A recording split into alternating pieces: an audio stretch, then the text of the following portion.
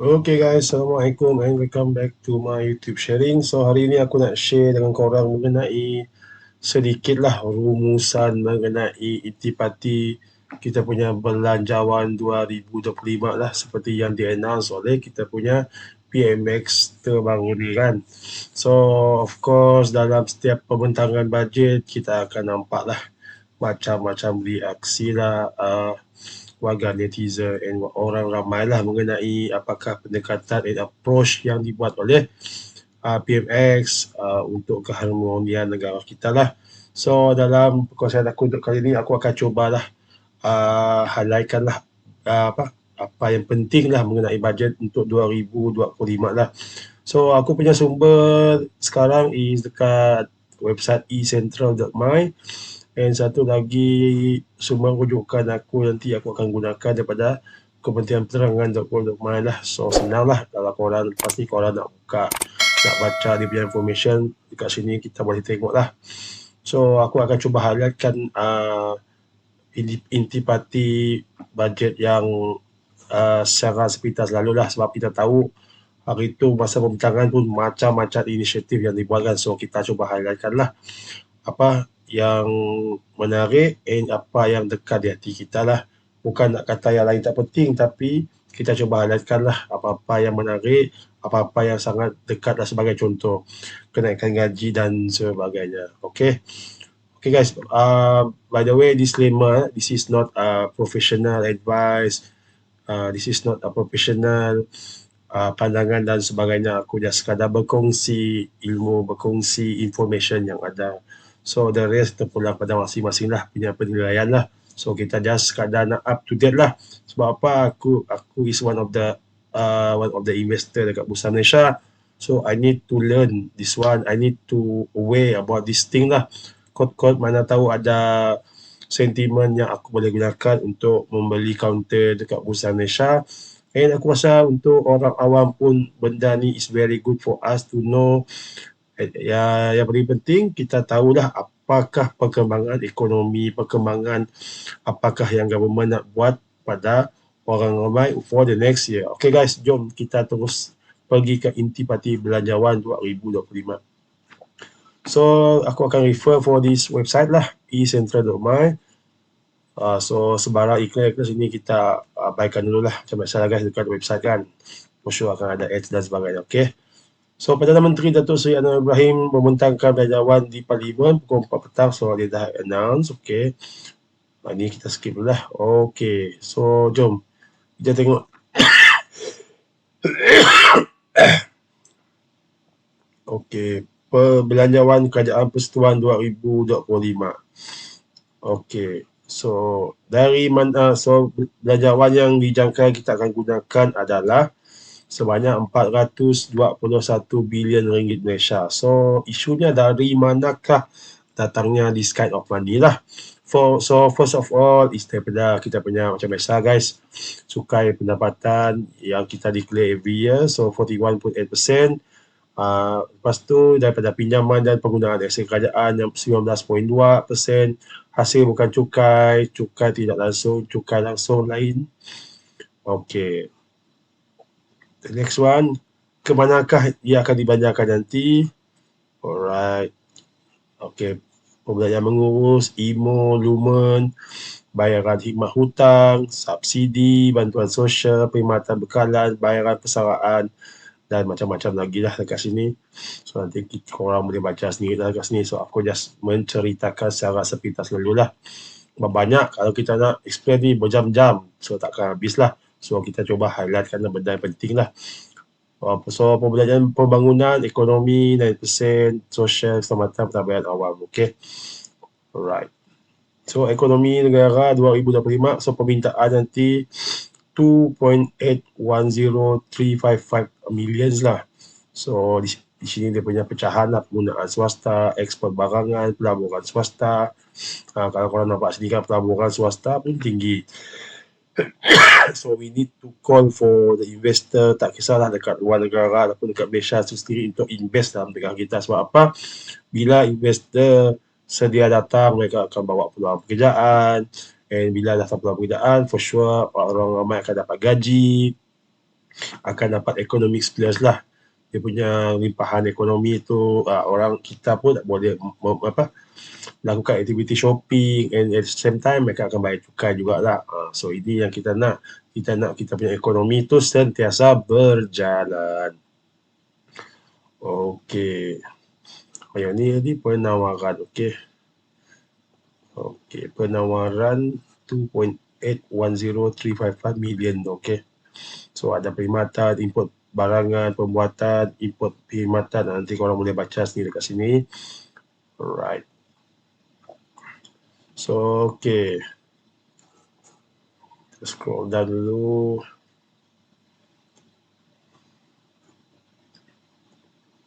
Okey guys, jom kita terus ke nombor 1 lah. Point number 1 is penyasaran subsidi RON 95. Alright, this one isu yang agak panas sedikit. Sebab apa? For sure sebab orang kita kan driving kereta, bawa kenderaan kan. So subsidi ni sangat benda-benda yang very crucial lah. Dan orang yang berniaga pun sama jugalah. Sebab kalau kita nak transport from point A to point B untuk angkat barang dan sebagainya, kita akan gunakan kita akan gunakan petrol dan sebagainya, diesel dan sebagainya. So any subsidi yang berkaitan dengan this kind of thing, so memang very sensitive issue lah. So kita baca dekat sini, kerajaan cadang melaksanakan penyasaran subsidi RON 95 pertengahan 2025. So kita standby 2025 nanti akan penyasaran subsidi petrol. And perkhidmatan yang akan dimanfaatkan untuk kesejahteraan rakyat. For sure lah. Bila dia dah berjaya reducekan dia punya subsidi tadi, so balance of the subsidi akan pergilah kepada segmen-segmen yang berkenaan lah, sebagai contoh perkhidmatan, kesihatan, education dan sebagainya. At the end of the day, pergi balik kepada rakyat. So subsidi petrol RON 95 bakal dipotong sebanyak 8 bilion untuk golongan T15. So untuk pengetahuan korang, T15 ni dikategorikan sebagai pendapatan seisi rumah lah, more than 13,000 kan. So kalau combine suami dan isteri tu, kalau lebih dari ni, lebih daripada 13,000, you are considered as a T15 lah. Tapi tak tahulah macam mana dia punya implementation nanti, macam mana dia nak buat, sama ada pakai IC ke, wallahualam lah. Sama-sama kita tunggulah. Maksudnya dekat sini dia nak bagi tahu kita bahawa golongan yang sepatutnya yang berduit ni memang kira tak layak lah dapat subsidi lah. Tapi bagi aku sendiri kan, bagi aku sebagai as a Malaysian citizen, there is no issue lah bagi aku sendiri. Sebab apa, golongan-golongan ni lah, yang atasan ni lah yang lebih banyak membayar cukai lah. Tapi yang tu aku pun heran in this kind of policies lah. Of course the government know the best for dia punya rakyat lah. Tapi bagi aku sendiri macam tak fair lah. Sebab apa? Sebab semua kita membayar cukai. So at the end of the day, kenapa kita tak entitled for this kind of subsidy lah? Yes, we know that T15 and above memang mereka ada duit, tapi kita tak tahu lagi bebanan hutang yang mereka tanggung dan sebagainya guys. Apa nanti kita biarkan government buat dia punya kerja lah. So kita just berkongsi pendapat sajalah.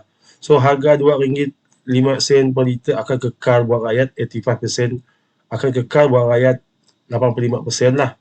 So the rest akan still mendapat subsidi seperti biasa lah. Okay, the next point is so penyasaran kalau kita baca dekat sini kan, penyasaran subsidi RON 95, kerajaan bersetuju untuk melaksanakan pada pertengahan tahun 2025 tanpa menjejaskan 85% rakyat lah. Tapi dia punya mekanisme nanti kita tak tahu lah macam mana mereka akan buat lah. So, okay, kerajaan komited kekekal subsidi. Okay, tanggungan subsidi elektrik masih diteruskan untuk 85% rakyat, dianggap berjumlah 12 bilion. Okay. So the next one is peruntukan pembangunan Sabah Sarawak terus diberi keutamaan tertinggi antara negeri masing-masing 6.7 bilion and 5.9 bilion. Ini seperti kita semua sedia maklum lah. Kita tahu kan Sabah Sarawak ni masih di kategori membangun lah. So banyak lagi lah infrastruktur, jalan dan sebagainya untuk dibangunkan.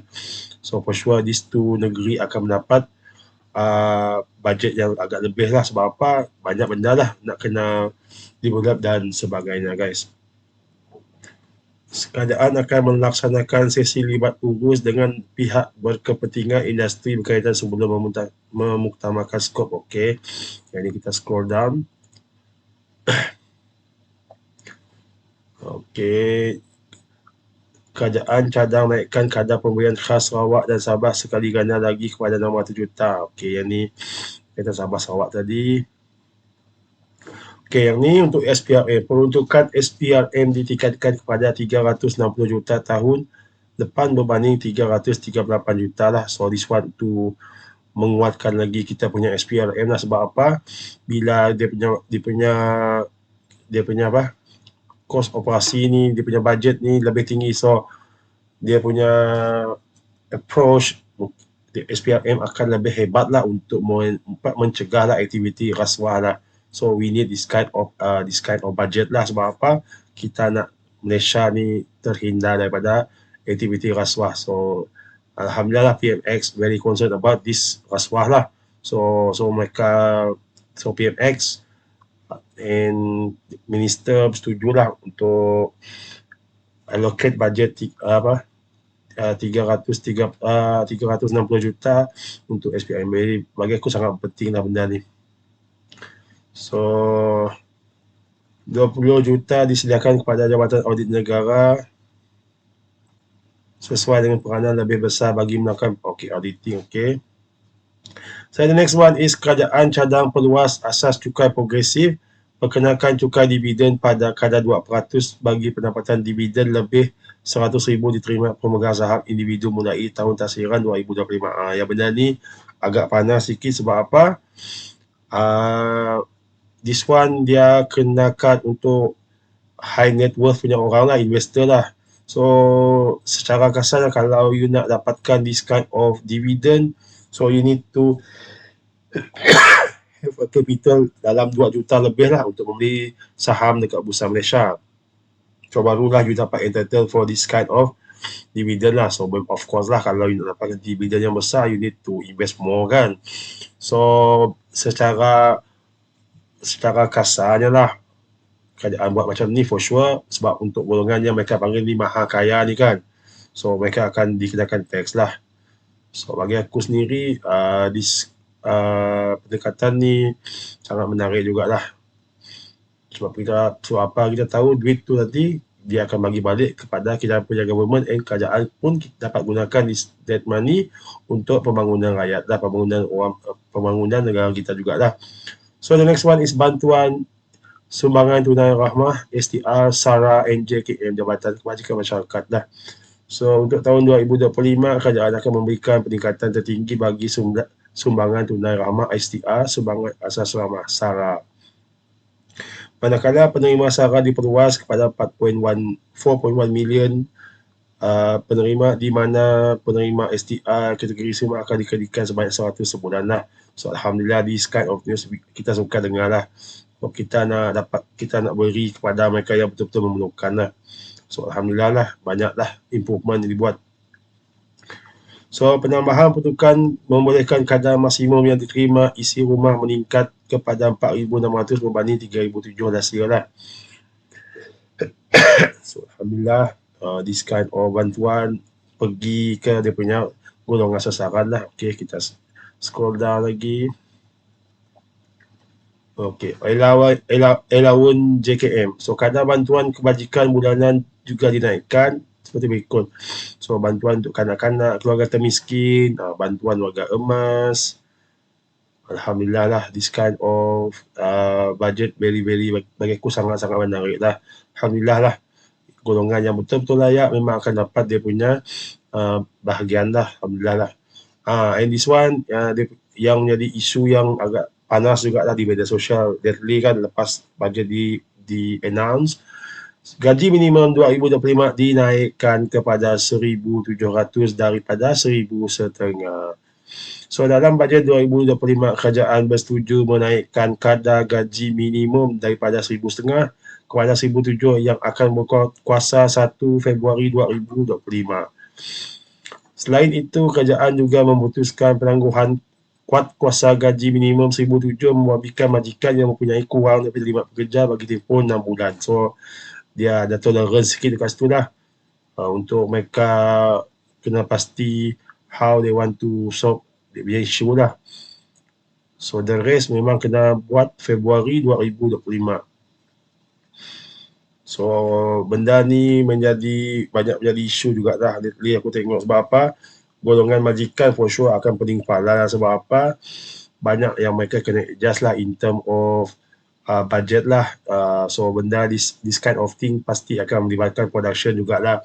Sebab kita tahu bila melibatkan kenaikan gaji akan menaikkan cakungan EPF dan sebagainya. So this kind of thing memang sangat menjadi menarik lah. And for sure untuk golongan pekerja mereka akan suka lah sebab gaji dah naik kan. Tapi dia punya advantage juga bila pekerja mendapat gaji yang lebih, for sure at the end of the day dia punya action tu mereka akan membuat aktiviti sama yang antara dua lah, sama ada mereka nak saving, nak ataupun mereka nak reward themselves lah untuk family dan sebagainya. For sure mereka akan shopping dan sebagainya. So ia akan merancangkan balik kita punya ekonomi. So the next one is pelaksanaan PLKN 3.0. Benda ni dulu jadi isu juga. Tapi sekarang government nak cuba adakan balik lah. So program latihan khidmat negara 3.0 akan dimulakan secara rintis dengan konsep baharu bagi lepasan kadet sekolah dengan kerjasama Akademi Kenegaraan, PDRM, agensi beruniform lah. Alright. Menarik juga lah bagi aku benda this kind of things. Sebab apa? Kita nak mantapkan jati diri, especially orang-orang muda sekarang kan. Kita tahu sekarang orang muda kita ni most of them tak begitu menyelah and kadang-kadang jenis yang cepat mengajuk dan sebagainya. So we need this kind of, bagi aku ni game yang bagus lah, program yang bersifat kenegaraan lah. So Belanjawan 2025. So dia punya slogan kali ini membugar ekonomi, maksudnya membangunkan ekonomi, menjana perubahan dan mensejahterakan rakyat. So ada 20 lagi inisiatif bantuan rakyat dan kos sara hidup dekat sini. So macam tadi kan, macam aku bagi tahu tadi, sumbangan tunai ramah. So last year mereka akan dapat 3,007. So this year ada kenaikan 4,600. Alhamdulillah. So sumbangan tunai ramah untuk orang bujang daripada 500 naik kepada 600 pun bagus, alhamdulillah juga. So sumbangan asas rahmah daripada 100 so maintain lah, pun still okay for me. Yang penting dapat kan, betul tak? So bantuan untuk warga emas 2024 500 naik kepada 600. Alhamdulillah, ini tanda kita punya kerajaan sentiasa menghargai lah warga emas ni atas sumbangan dan sebagainya.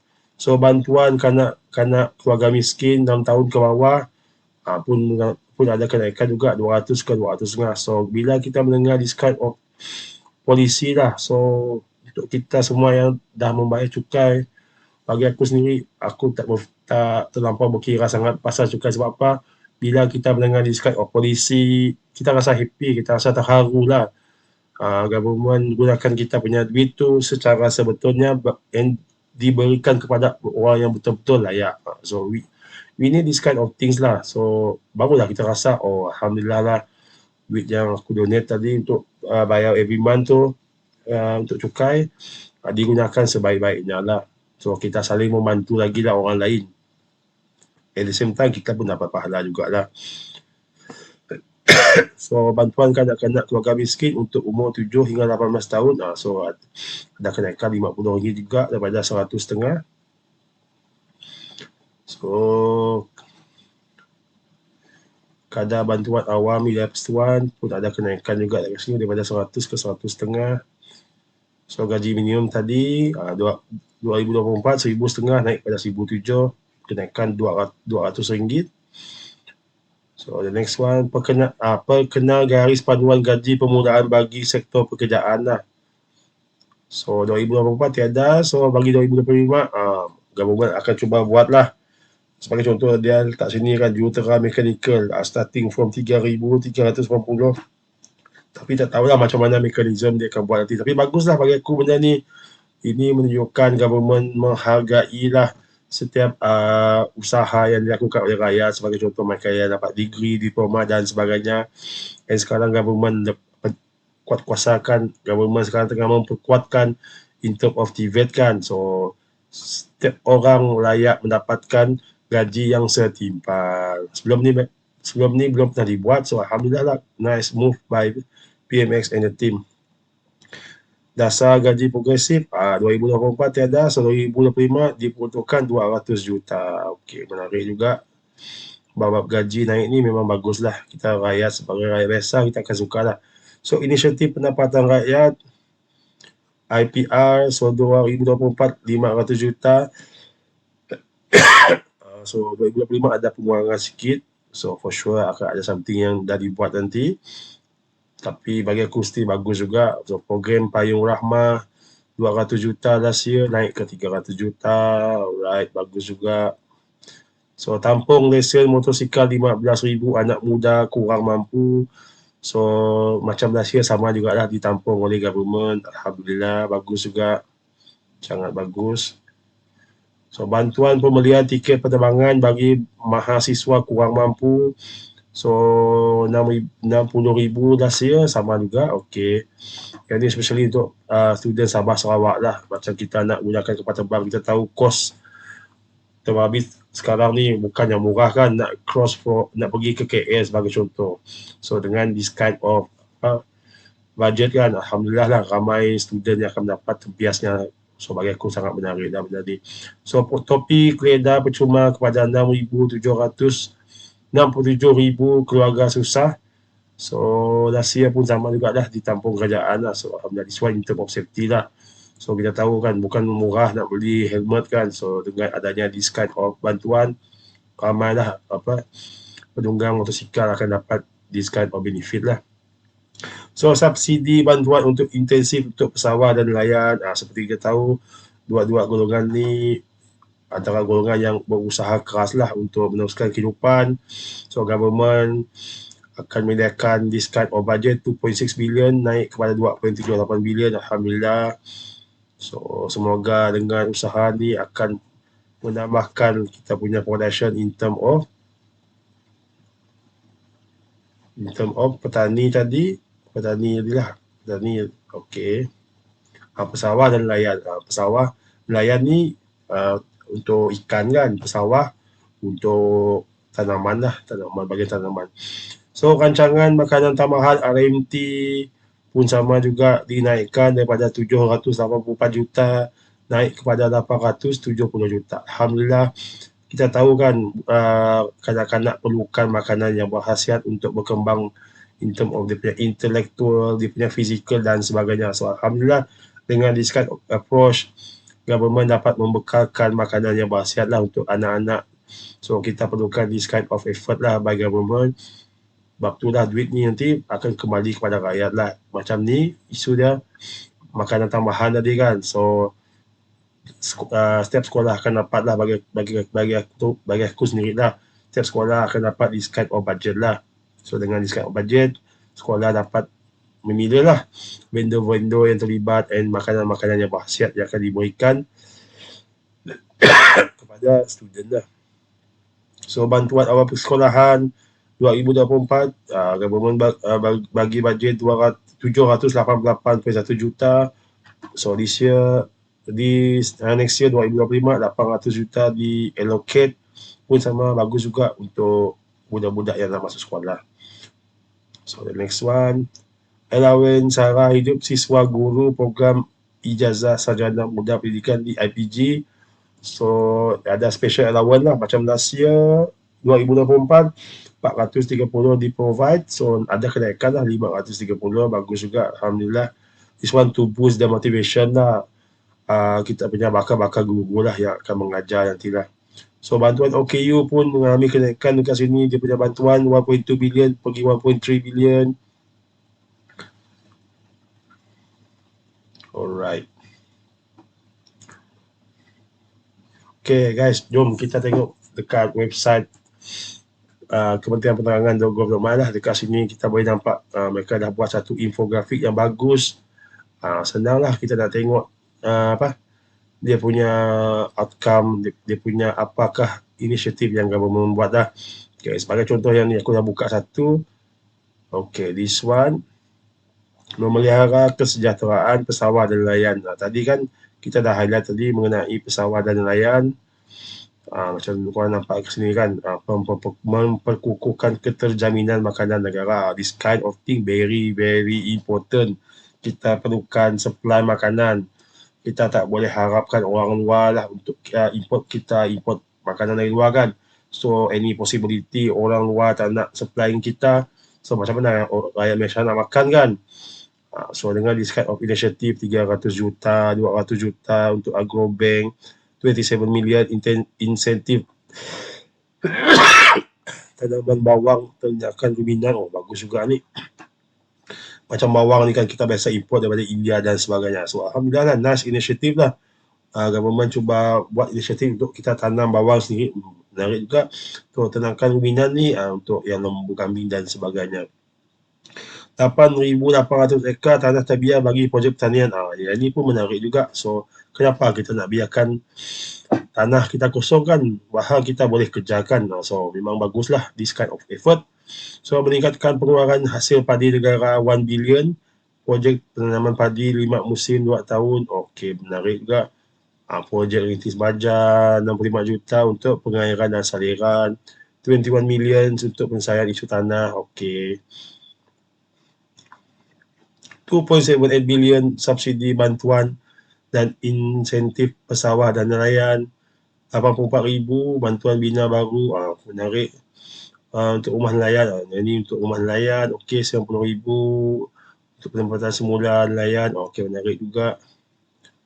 Okey, jom kita tengok lagi. So tadi kita dah dengar inisiatif bantuan rakyat. So kita tengok dia punya infografik yang dah dikeluarkan oleh Kementerian Perdagangan Malaysia lah.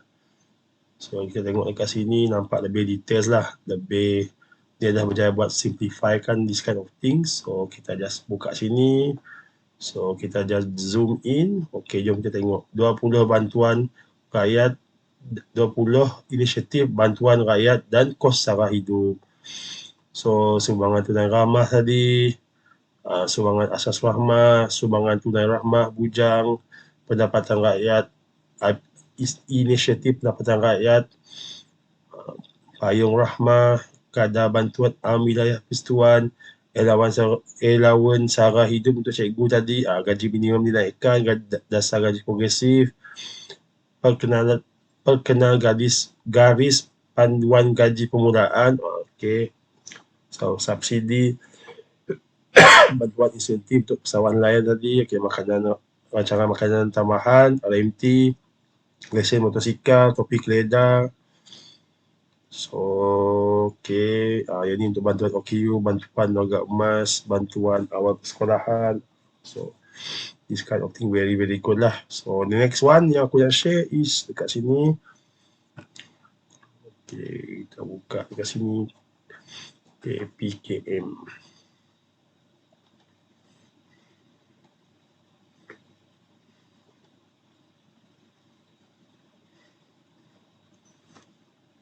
Untuk pengetahuan korang, government dia dah allocate banyak lah in term of budget kepada Kementerian Kesihatan kita lah. Sebab apa? Kita tahu bidang kesihatan ni is very very crucial. Kita nak rakyat kita hidup sejahtera kan.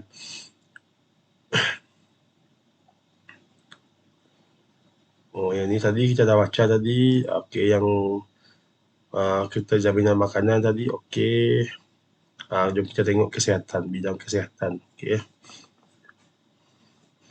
kita tahu kita perlukan capital yang besar untuk make sure kita punya perkhidmatan kesihatan bergerak seiring dengan pembangunan negara lah. Okey, kita tengok dekat infografik ni. So kesihatan, KKM, Kementerian Kesihatan Malaysia menerima peruntukan kedua tertinggi which is 45.3 bilion ringgit Malaysia. So 1.35 bilion bagi selenggara prasarana kesihatan, is one for maintenance dan sebagainya, untuk kita punya hospital, klinik dan sebagainya. So kerja penyelenggaraan dan pembaikan kecil dinaikkan masing-masing daripada 200,000 ke 1 juta. This one untuk perbaikan jugalah. So 300 juta naik taraf klinik daif di seluruh negara. Alhamdulillah lah. we want to hear this kind of news lah, sebab kita punya sistem kesihatan dapat improvement lah. So at the end of the day, yang dapat kelebihannya rakyat jugalah.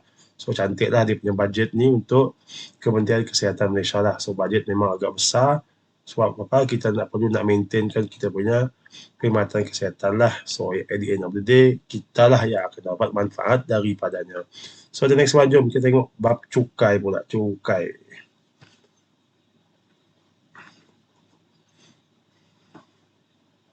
Okey. Bab cukai. Nombor 1, cukai jualan tidak akan dikenakan ke atas barangan makanan asas rakyat. So, Alhamdulillah, makanan-makanan ruji, government tak akan tax. Peluas skop SST secara progresif akan dilaksanakan berkuat kuasa 1 Mei. Cukai pendapatan dividen daripada pelaburan akan dikecualikan. So, yang tadi, yang 2% tadi, aku dengar in term of news, daripada ASB, EPF semua dia takkan, SSP, NI dan sebagainya, dia takkan kenakan tax lah. So this one is a good news lah. So maksudnya yang dikenakan tax adalah dalam saham sajalah. So Alhamdulillah lah. Kalau tak EPF pun dia tax, banyak juga tu. Sayang juga lah kita punya simpanan hari tua tu. So pelepasan cukai individu hingga 7,000 ke atas bayaran faedah pinjaman perumahan. So next one, potongan cukai tambahan 50% kepada majikan yang memberikan cuti penjagaan tambahan berbayar sehingga 12 bulan untuk wanita kembali bekerja. Okay, the next one, potongan cukai tambahan 50% bagi kemudahan cuti penjagaan tambahan berbayar oleh majikan sehingga 12 bulan. Kerajaan akan meringankan tanggungan pembayar cukai OKU. Pelepasan cukai pendapatan individu bagi perubatan hingga 10,000. Cukai minuman bergula naik 40% seliter. Yang ni bagus. Sebab apa? Kita tahu rakyat Malaysia ni ramai yang menghadapi diabetes kan. So dengan this kind of cukai, maksudnya harga minuman tu akan naik lah. Sebab apa? Kos untuk produce that kind of drinks akan naik kan. So baguslah inisiatif ni supaya orang kita banyak makan minum air kosong lah. So cantik lah, aku sangat setuju lah dengan this kind of initiative lah. So the next one is belia lah, belanjawan 2025 belia.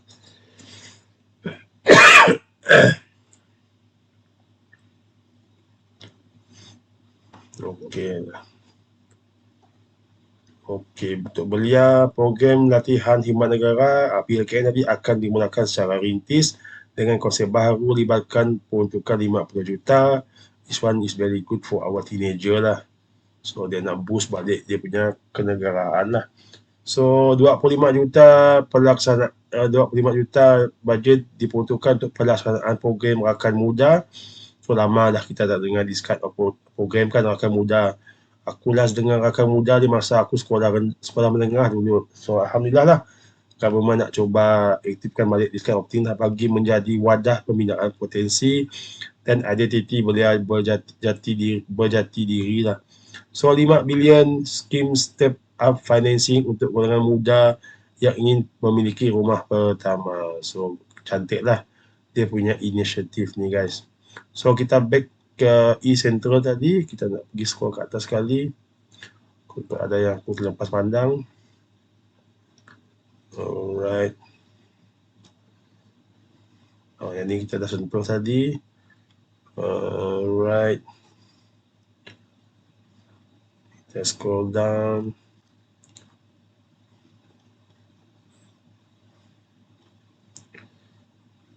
Okey, cukai jualan dan cukai perkhidmatan SST akan dilaksanakan secara okey. Yang ni tadi kita dah sentuh. Hero 95 kita dah sentuh. Okey, bantuan STR tadi kita dah sentuh juga. Okey, Darwin. Yang ni tadi kenaikan gaji 1,500 pergi 1,700. Okey. Yang ni menarik juga. Bantuan khas kewangan penyawat awam dan pesara start daripada 2025 Bantuan khas kewangan sebanyak 500 akan disalurkan kepada semua pejabat awam grade 56 dan ke bawah termasuk latihan kontrak, lantikan kontrak. Bantuan ini turut diberikan kepada semua pesara kerajaan termasuk veteran berpencen dan tidak berpencen sebanyak 200,5. Bantuan akan disalurkan pada bulan Februari 2025. So, tahniah diucapkanlah untuk siapa yang layak. So, Alhamdulillah dengan diskat of money, ia akan mengurangkan beban kewangan untuk di segolongan lah. So, nice action by government lah. So, yang ni PLKN tadi kita dah tengok. Okay. So, yang ni 20 inisiatif tadi kita dah baca.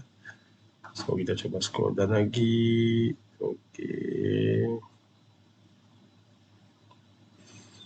Dasar progresif semua dah kita sentuh tadi.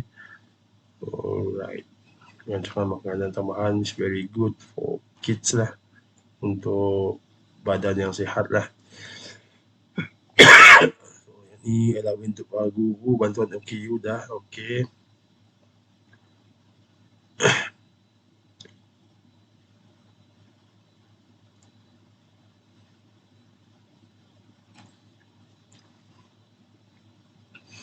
Yang ni aku nak sentuh sikit. Okay. Projek Lebuh Raya Pen Borneo dijangka siap pada November 2024. So, okay, next month, okay, nilai keseluruhan perbelanjaan di Sabah Sarawak sebanyak 25 bilion. Oh, memang mantap lah. So, no wonder lah kita punya kualiti jalan dekat Sabah Sarawak sekarang memang sangat best lah. Tinggalnya sekarang macam mana orang kita nak driving lah. Sebab aku tengok ramai juga yang drive secara berbahaya lah. So, hati-hati lah untuk para pemandu dekat jalan raya. Sebab for sure bila jalan dah cantik, kaki tu gatal nak menekan kan. So, berhati-hatilah. So, yang memandu pun sila memandu secara berhati-hatilah. Sampai yang slow tu. So, aku biasa amalkan pemanduan secara defensif lah. Okay. Jom kita tengok lagi. Ini korang boleh baca sendiri nanti lah. Banyak sangat dekat sini. So, aku cuba highlightkan apakah yang menarik. Okay.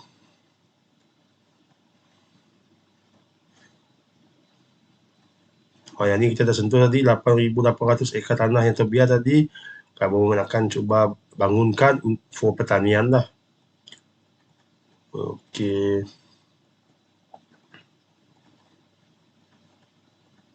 Let's go. Dan lagi, STR tadi kita dah sentuh. Okay. Galakan guna motosikal elektrik CKD hingga 2,400 diteruskan. Okay. Yang ni ke arah mewujudkan persekitaran yang lebih environmental friendly lah. Okay. Pro 2, yang ni. Pro 2 rancang keluarkan kenderaan elektrik pada harga bawah 100k lah untuk penuhi permintaan. Yang ni menarik. Sebab apa? Kita tahu next year kemungkinan banyak pihak yang tak akan dapat that kind of subsidi kan. Macam aku beritahu tadi, T15 and above lah. 13,000 pendapatan satu family. So, adakah dengan this kind of sentiment, adakah orang kita akan berhijrah kepada menggunakan kereta kenderaan yang bersifat EV? Yang ni menarik lah bagi aku sendiri lah. And aku nampak dekat sini ada potensi dekat sini, especially untuk pelabur dekat Bursa Malaysia. Adakah di sekarang masa yang sesuai untuk kita start searching for EV related counter? Benda this kind of thing kita perlu ambil tahulah kalau kita nak terlibat dalam aktiviti pelaburan lah. For those investor, for those trader yang bijak untuk menghitung this kind of peluang, we can call this one as a big opportunity. Takkan kita nak masuk masa market dah boom nanti kan. So time-time macam ni lah kita mungkin dah start boleh buat study, buat watchlist dan sebagainya, counter-counter yang related to this EV sector. InsyaAllah lah, who knows kan, rezeki masing-masing kan. Yang penting kita dah bersiap sedia untuk merebut peluang yang ada. Peluang depan mata ni jarang terhidang. So bila terhidang kita just get ready. This kind of sentiment lah kita perlukan sebagai pelabur lah. So the next one. So aku percaya juga tahun ni kan Proton dia nak launch juga kan, dia punya Proton emas kan, emas ke apa dia punya pronunciation. So bagi aku sendiri bila Pro 2 and Proton dah launching dia punya EV car nanti, harga EV car dekat luar tu memang akan jatuh lah. Sebab apa? Government nak wujudkan satu persaingan yang sihat lah. Tapi dia punya penurunan tu tak terlalu jauh lah, sebab for sure government punya polisi mereka nak protect dululah kita punya national car. Tapi at the end of the day, yang penting rakyat mempunyai pilihan lah. Hopefully Pro2 and Pro3 akan mengeluarkan sebanyak mungkin jenis EV car lah. Banyak segmen, banyak jenis, sebagai contoh compact car ke, sedan car ke, family car, 7-seater dan sebagainya. Sebab dekat luar negara tu, especially dekat China, mereka memang kau sekarang, mereka buat production for this EV lah. So kita nampak sendiri kan, kalau tengok dekat media sosial, setiap bulan, setiap tahun, setiap bulan, setiap minggu mesti ada new production for EV car dan sebagainya. So this kind of thing kita perlukan lah sebagai consumer lah. Sebab apa? Kita ada banyak pilihan untuk memilih lah. So the best car kita akan pilih lah. So company pasti akan membuat the best car untuk dia punya customer. Okay guys, apa lagi yang kita nak highlight dekat sini? Alright, kita scroll down. Yang the rest dekat sini korang boleh baca sendiri. Okay. Okay. Peruntukan 65 juta disediakan bagi tingkat kelestarian sawit, pertahankan industri sawit bagi menangkis salah anggapan orang Eropah. Okey. Jualan ramah akan diperhebatkan bagi tawaran barang keperluan asas pada harga berpatutan di semua dunia setiap bulan.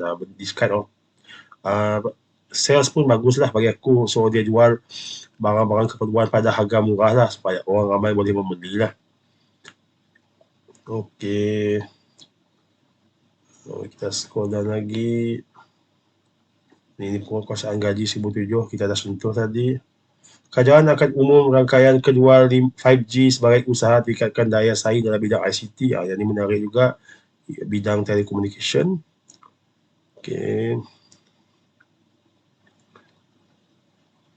Kerajaan cadang wajibkan semua pekerja bukan negara, maksudnya pekerja asing, untuk mencarum EPF KWSP yang akan dilaksanakan secara berfasa. Maksudnya pendatang asing lepas ni yang bekerja dekat Malaysia, mereka perlu subscribe, perlu ambil untuk EPF lah. So majikan pun terpaksa menyumbang jugalah kan, sebab kita tahu dia ada percentage kan. So sebelum ni mereka tak perlu bayar this kind of thing. So sekarang government cuba buat lah. So bagi aku bagus benda ni lah. Kita tahu kan KWSP ni sifatnya untuk sifatan hari tua, bagus lah bagi aku untuk majikan dan untuk pekerja tu sendiri lah. Okey, baik. Pulih tandas lebih 8,300 sekolah berjaya dilakukan dalam masa singkat. Tupuan seterusnya baik pulih kantin, musola dengan okey, ini bagus untuk kegunaan murid-murid. Yang ni memang aku sangat-sangat bersetuju. Okey, yang ni rancangan makanan tambahan tadi kita dah sentuh.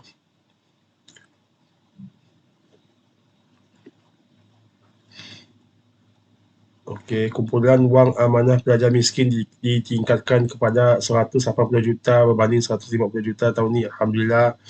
So kita mendengar di kind of this, kita memang sangat, bagi aku sangat happy lah. Maksudnya memang orang-orang susah kita dapat bantulah. So memang terima kasih lah untuk para pembayar cukai.